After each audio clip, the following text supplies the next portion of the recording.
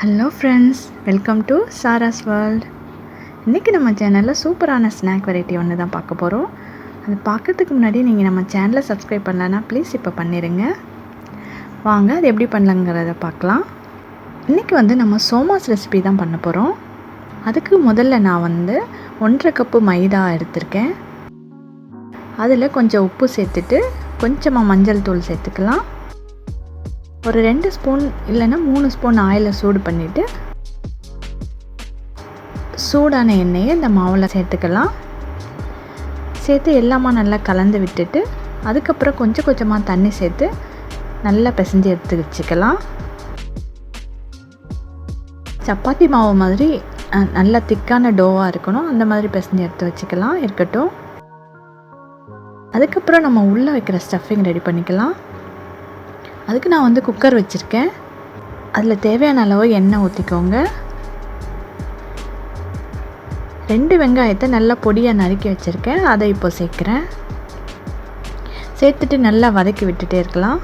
Friends, என்னோடய சேனலில் cooking video மட்டும் இல்லாமல் கார்டனிங் வீடியோஸ், அப்புறம் ஹெல்த் டிப்ஸ், பியூட்டி டிப்ஸ், இந்த மாதிரி நிறைய இன்ட்ரெஸ்டிங்கான வீடியோஸ் வந்துக்கிட்டே இருக்குது. ஸோ நீங்கள் நம்ம சேனலை சப்ஸ்கிரைப் பண்ணி வச்சுக்கோங்க, கண்டிப்பாக உங்களுக்கு யூஸ்ஃபுல்லாக இருக்கும். அது கொஞ்சம் வதங்கின உடனே இஞ்சி பூண்டு பேஸ்ட்டு சேர்க்குறேன். இஞ்சி பூண்டு பேஸ்ட் நல்ல பச்சை வாசனை போய் நல்லா வதங்கி வந்த உடனே நான் சிக்கனை நல்லா சாப் பண்ணி மஞ்சள் தூளும் உப்பும் போட்டு கழுவி எடுத்துகிட்டு வந்திருக்கேன், அதை சேர்க்குறேன். அது கூட குட்டியாக ஒரே ஒரு தக்காளி சேர்த்துருக்கேன், அதையும் பொடியாக கட் பண்ணி சேர்த்துருக்கேன்.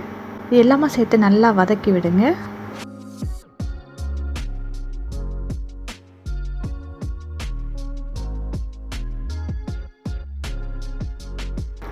நல்லா வதங்கி வந்த பிறகு 2 உருளைக்கிழங்கு இதே மாதிரி பொடியாக கட் பண்ணி வச்சுருக்கேன், அதையும் சேர்த்துக்கிறேன்.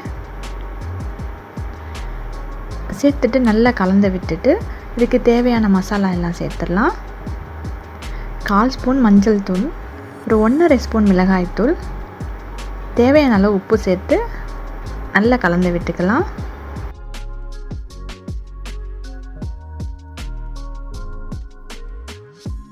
ஒரு 5 நிமிஷம் இருக்கட்டும்.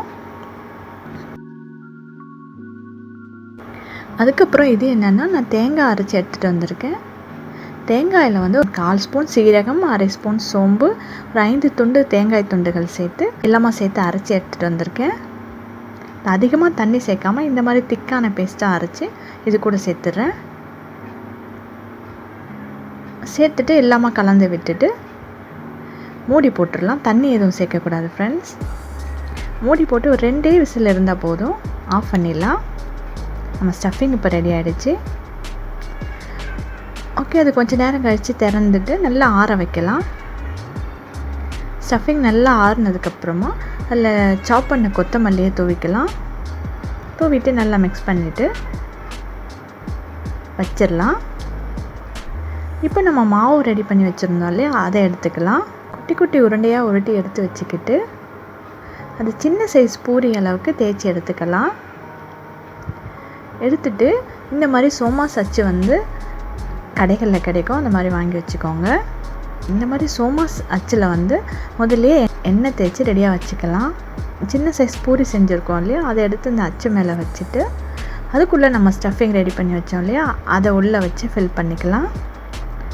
ஃபில் பண்ணிவிட்டு இந்த அச்சை க்ளோஸ் பண்ணிவிட்டு எக்ஸ்ட்ரா இருக்கிற மாவை மட்டும் எடுத்துட்டோம்னா சூப்பரான சோமாஸ் அழகாக ரெடி ஆகிடும். இந்த மாதிரி எல்லாம் செஞ்சு வச்சுக்கலாம். செஞ்சு வச்சுட்டு ஆயில் ஹீட் பண்ணிக்கலாம்.